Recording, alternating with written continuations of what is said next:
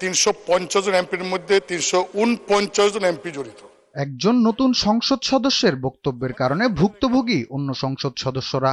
নতুন ওই এমপির ফেসবুকে দেওয়া বক্তব্য বাকি 349 জন সংসদ সদস্য সম্পর্কে ভুল বার্তা সাধারণ মানুষের কাছে পৌঁছাচ্ছে বলে সংসদে স্পিকারের কাছে অভিযোগ করেন বিরোধী দলীয় চিফ হুইপ মুজিবুল হক চুন্নু।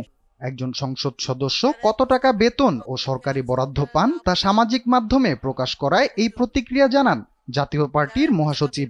যে বিষয়টা বলবো সেটা আপনিও জড়িত, সংসদ নেতা জড়িত, 350 জন এমপির মধ্যে 349 জন এমপি জড়িত, শুধু একজন ছাড়া। আমাদের এই হাউসের একজন মাননীয় সদস্য, নামটা বলতে চাই না, তিনি নতুন নির্বাচিত হয়েছেন। তিনি ফেসবুকে কিছু বক্তব্য দিয়েছেন যে বক্তব্যটা আমরা সবাই এফেক্টেড। যেমন 1 নম্বর তিনি বলেছেন জনগণের উদ্দেশ্যে যে আপনারা কি জানেন এমপিরা কত বেতন পায়? তারা তো এটা বলে না, গোপন করে। তিনি বলেছেন যে 1,72,000 বেতন তিনি পেয়েছেন।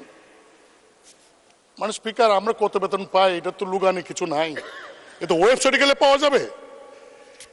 দেন তিনি বলেছেন 3 মাসের মধ্যে আমি 28 কোটি টাকা পেয়েছি। 28 কোটি টাকা কিভাবে পেলেন? যে 3 কোটি টাকা পেয়েছেন গম টমের জন্য আর 25 কোটি টাকা পেয়েছেন রাস্তার জন্য।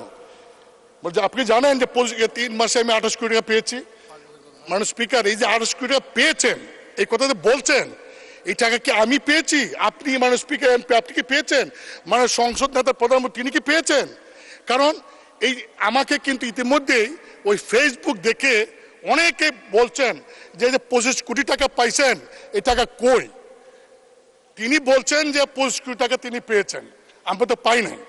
মানে স্পিকার, আপনি জানেন যে বর্তমান সরকার গত কয়েক বছরও আমাদেরকে এমপিদেরকে সুযোগ দিয়েছিলেন যে স্থানীয় সরকার মন্ত্রণালয়ে প্রতি বছর 4 কোটি করে, 5 বছরে 20 কোটি, এইবার বলেছেন 5 বছরের জন্য 25 কোটি টাকার প্রকল্প নাম দেওয়ার জন্য।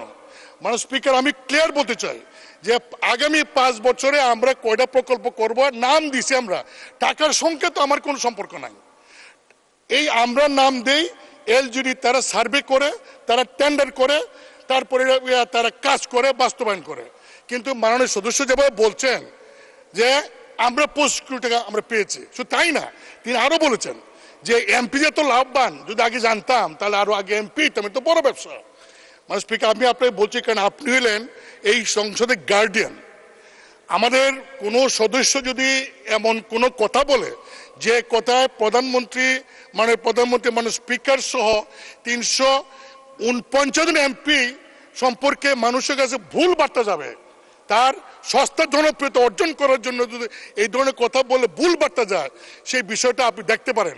আমি আপনাকে বলবো যে আমরা অনেক কথা বলবো, এখানে ডিবেট করব, কিন্তু এমন কোনো কথা বলবো না, বলতে পারি না, অধিকার আমার নাই যে আমার কথা 349 জন এমপি তাদের ইজ্জতে যাবে, তাদের সম্পর্কে মানুষের মধ্যে একটা ভুল বোঝাবুঝি হবে। আপনি আমার কাছে মানে স্পিকার এটা আছে, পুরো রেকর্ডিংটা আছে, ভিডিওটা আছে, আমি আপনাকে পাইতে পারি।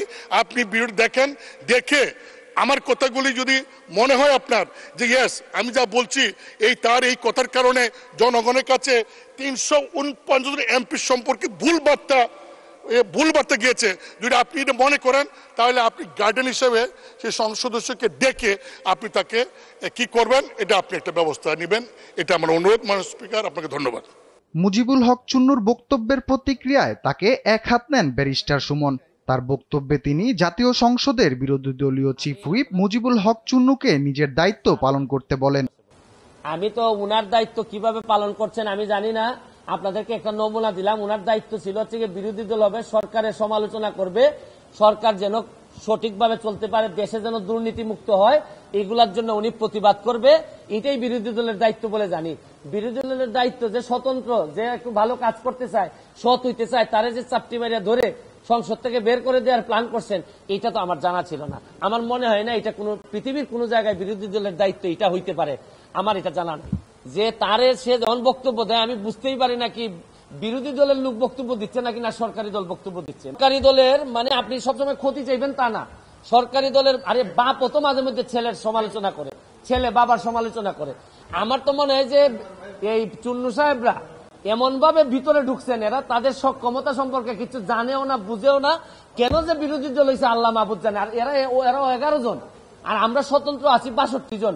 আমরা তো হিসাবে তো আমরাই বিরোধী দল হওয়ার কথা, কিন্তু এখন কারণে অকারণে আমরা, যেহেতু ওনারা একটা দল হিসাবে আসছেন, তা আমরা ওনারা মেনে নিছি। কিন্তু উনি তো সরকারি দলের বিরোধিতা না করে মাশাআল্লাহ এখন শুরু করছেন যে স্বতন্ত্র ক্যান্ডিডেট কেন টাকার ঘোষণা দিয়ে দেয়, এই কারণে উনি বিরোধিতা শুরু করছেন। আমার এখন তারাইলার করিমগঞ্জবাসীর জন্য আল্লাহর কাছে দোয়া করা ছাড়া আপাতত আর কোনো পথ নাই। অভিযোগের কড়া জবাব দিয়ে ব্যারিস্টার সুমন আরো বলেন, চুন্নু স্বৈরাচারের দোসর।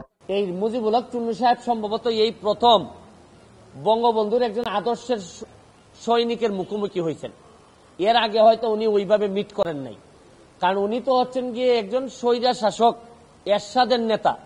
স্বৈরা শাসক এরশাদ, যিনি সারা জীবন এরকম জোর জবরদস্তি আর টাকা বানানো ছাড়া তার নেতা কর্মীদের খুব বেশি কিছু শিখাই যান নাই, সবার না, অল্প কিছু নেতাদেরকে, যারা অনেক টাকার মালিক হয়েছেন এরশাদের আমলে। উনি তো এরশাদের স্বৈর শাসক এরশাদের একজন নেতা হয়ে উনি বঙ্গবন্ধুর আদর্শের সৈনিকের, প্রকৃত আদর্শের সৈনিকের মুখোমুখি এই প্রথম সংসদে হয়েছেন মনে হয়। এর আগে হয়তো তীব্রভাবে কারো মুখোমুখি হন নাই, এই জন্য উনার একটা গাত্রদাহ।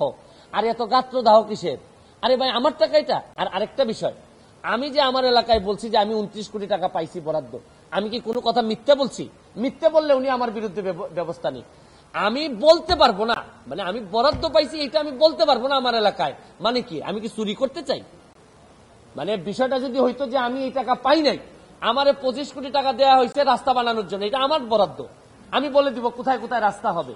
আমাকে দেওয়া হয়েছে মসজিদ মন্দিরে টাকা দেওয়ার জন্য 2 কোটি, এটা আমার বরাদ্দ, আমার নামে আসবে, আমি এগুলা দিয়ে দিব কোথায় কোথায় বরাদ্দ হবে।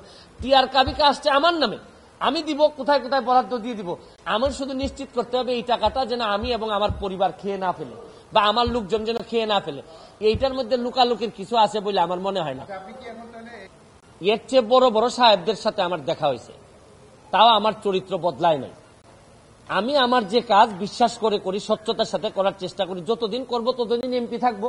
এটাকে আমার বাপের পোস্ট নাকি যে সারা জীবন থাকা লাগবে এখানে? আমার যদি যোগ্যতা না থাকে, আমার চেয়ে ভালো লোক যদি আসে এমপি হবে, কিন্তু আমি যতদিন আছি অতদিন, যেটা সাধারণ মানুষের, আমি চুন্নু সাহেবের কথায় আমি এমপি হই নাই। আমি এমপি হয়েছি আমার 7 লাখ মানুষের ভোটে এবং দোয়া এমপি হয়েছি, এবং ল্যান্ডস্লাইড বিক্রি হয়েছে আমার। আমি আমার জনগণকে খুশি করার জন্য যা করব তাই করব, আমি এর বাইরে কোনোদিন যাওয়ার প্রশ্নই আসে না।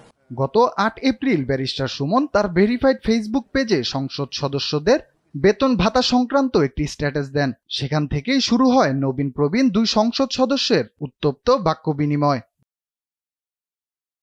রাফিউল ইসলাম রাতুল, নিউজ ডেস্ক, দেশ টিভি।